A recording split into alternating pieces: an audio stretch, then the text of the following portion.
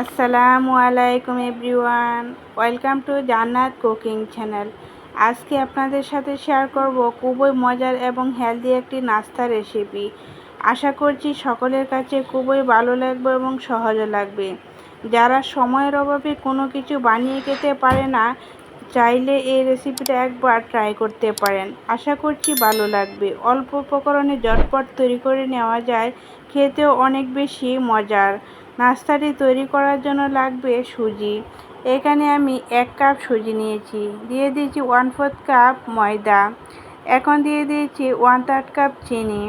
চিনিটা আপনাদের পছন্দ মতো দিতে পারবেন। এখন দিয়ে দিচ্ছি 1/3 কাপ পাউডার দুধ। আর দিয়ে দিচ্ছি 1/4 টিস্পুন লবণ। এখন দিয়ে দিচ্ছি 1/2 চা চামচ বেকিং পাউডার। দিয়ে দিচ্ছি একটি নর্মাল তাপমাত্রার ডিম।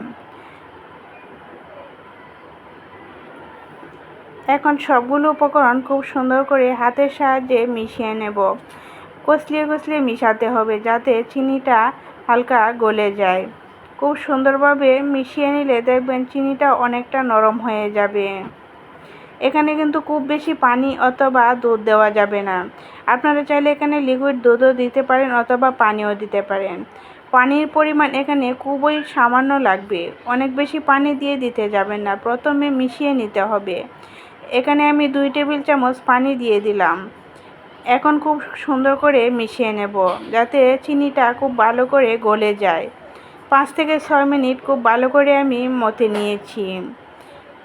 এখন আমার চিনিটা প্রায় গলে গিয়েছে। এখন ডেকে রেস্টে রেখে দিব 20 মিনিটের জন্য। 20 মিনিটের ভিতরে দেখবেন সুজিটা ফুলে যাবে আর ডোটা অনেকটাই শক্ত হয়ে যাবে। ফিরে এলাম 20 মিনিট পর। দেখেন ডোটা অনেকটাই শক্ত হয়ে গিয়েছে। এখন আমি নাস্তার শেপ দেওয়ার জন্য এরকম একটা টেবিল চামচ নিয়েছি। এখন টেবিল চামচ দিয়ে আমি এরকম অল্প একটু ডো নিয়েছি। হাতের মধ্যে অল্প একটু তেল লাগিয়ে আমি ডোটা খুব ভালো করে ঘুরিয়ে ঘুরিয়ে সেট করে নিচ্ছি। প্রথমে খুব ভালো করে ঘুরিয়ে ঘুরিয়ে সেট করে নিতে হবে, তারপর গোল শেপ দিয়ে নিয়েছি। আপনারা আপনাদের পছন্দ মতো শেপ দিয়ে নিতে পারবেন। এগুলো বানিয়ে সাথে সাথে তেলের মধ্যে দিয়ে দিতে হবে। নাস্তাগুলো ভাজার জন্য চুলায় একটি প্যান বসিয়ে দিয়েছি আর পর্যাপ্ত পরিমাণ তেল দিয়ে তেলটা হালকা গরম করে নিয়েছি। চুলার আঁচটা লো থেকে একটু বাড়িয়ে রেখেছি, অনেক বেশি বাড়িয়ে রাখা যাবে না। আর নাস্তাগুলো বানিয়ে সাথে সাথে আমি তেলের মধ্যে দিয়ে দিচ্ছি। 1 থেকে 1.5 মিনিট হয়ে যাওয়ার পর নাস্তাগুলো উল্টিয়ে দিচ্ছি যাতে খুব সুন্দর একটা কালার আসে চারপাশ দিয়েই। কিছুক্ষণ এক পিঠ দিয়ে রেখে দিলে দেখবেন কালার চলে আসবে। অনেক বেশি সময় ধরে রেখে দেওয়া যাবে না, তাহলে কিন্তু নাস্তাগুলো সুন্দর হবে না। 4 পিঠ দিয়ে কালার আনতে হলে ঘুরিয়ে ঘুরিয়ে ভেজে নিতে হবে। এখন আমি নাস্তাগুলো খুব সুন্দর করে ভেজে নিয়েছি আর কালারটাও খুব সুন্দর এসেছে। তেল জড়িয়ে নাস্তাগুলো চুলা থেকে নামিয়ে নিচ্ছি।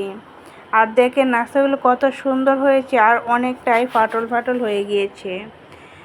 আশা করছি আমার এই সহজ রেসিপিটা আপনাদের কাছে অনেক বেশি ভালো লেগেছে এবং সহজে লেগেছে।